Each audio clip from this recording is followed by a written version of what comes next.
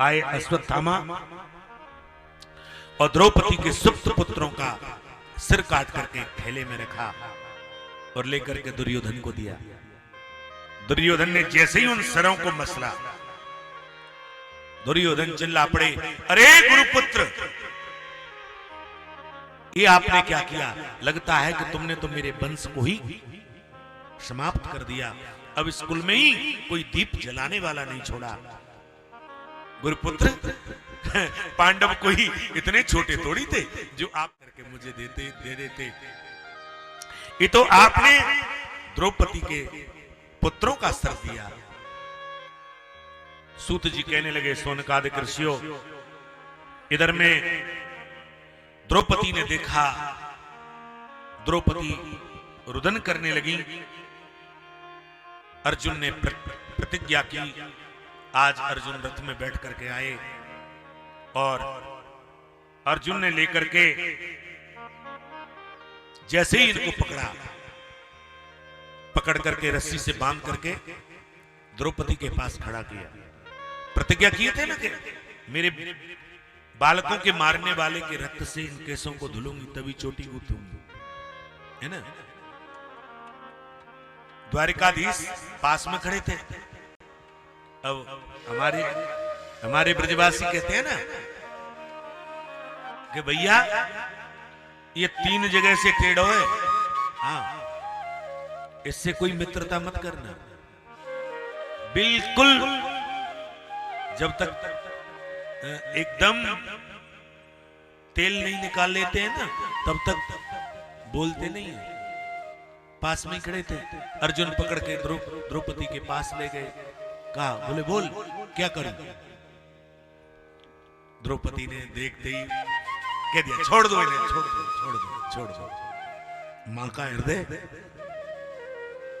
कहा, महाराज इन्हें छोड़ दीजिए। मुच्यताम मेष ब्राह्मणो नितराम गुरु। ब्राह्मण, इन्हें छोड़ दीजिए। और मुझे पता है कि मां का कष्ट कितना होता है। मेरे पुत्र नहीं थे तो मुझे पता है, और जब आपकी गुरु मां रोएगी आपके वंश का विनाश हो जाएगा। मुच्यताम एषा, इन्हें छोड़ दीजिए। अब द्रौपदी ने मना किया तो पकड़ करके धर्मराज के पास लाए। धर्मराज ने भी नीचे को सिर कर लिया। तब ठाकुर के पास लाए, प्रभु इनका क्या करूं? ठाकुर जी ने कहा, बच्चा मैंने तुझे गीता जी सुनाई है ना, और गीता पढ़ने के बाद भी अगर तुझे अहंकार है तो धिक्कार है फिर तेरे लिए। ठाकुर जी परीक्षा ले रहे हैं। अब ये 3 जगह से टेढ़े हैं ना, तो कभी सीधी भाषा तो बोलते ही नहीं है। हाँ, जब बोलेंगे तब टेढ़ी मेढ़ी। ठाकुर से पूछा अर्जुन ने, प्रभु इनका क्या करूं? तो देखो ठाकुर जी बोले ब्रह्म बंधून हंतव्य आतताई बदाहरण मय्ये वो भयम मामत परिपावनु शासनम। भैया, ब्रह्म बंधून हंतव्य, ब्राह्मण है, मारना नहीं चाहिए, छोड़ दो। और आतताई बदाहरण, आतताई को छोड़ना नहीं चाहिए, मार दो। अर्जुन की समझ में नहीं आया। बोले प्रभु क्या बोले? बोले कि ब्रह्म बंधून हंतव्य, ब्राह्मण है, छोड़ दो, लेकिन आतताई बदाहरण, आतताई है, मार दो। अर्जुन चरणों में गिर गए। बोले टेढ़े राम, कभी सीधी भाषा भी बोलोगे कि नहीं? मेरी समझ में नहीं आ रहा, क्या करूं? तब ठाकुर जी ने एक सूत्र दिया, ऋषियों, नारी दंडम पृथक सैया, नीति कहती है नारी दंडम पृथक सैया मित्र दंडम अभाषणम। स्त्री को दंड देना है तो उनसे सैया पृथक कर दो। मित्र दंडम अभाषणम, मित्र को दंड देना है, बोलना बंद कर दो। और ब्राह्मण को दंड देना है तो विप्रदंडम सिरमुंडम, उसका आदेश्वर के बाल दाढ़ी मूछ साफ करा दो। तो एक बात कहूं, सामर्थ्यवान व्यक्ति का परस्पर, ध्यान देना मेरी बात पर, सामर्थ्यवान व्यक्ति का परस्पर अपमान ही मृत्यु का दंड है। सामर्थ्यवान व्यक्ति का अपमान ही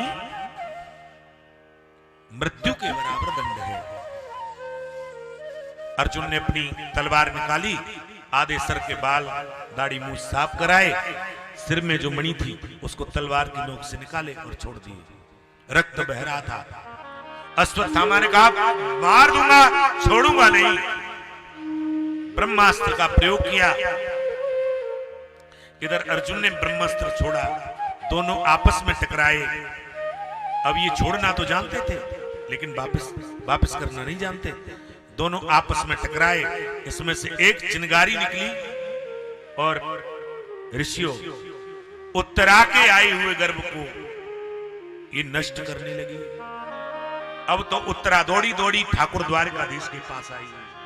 पाय पाय महायोगिन देव देव जगतपते नान्यं त्वदभयं पश्ये यत्र मृत्यु परस्पर। प्रभो प्रभो मेरी रक्षा करो, मेरी रक्षा करो। पाई मां पाई मां।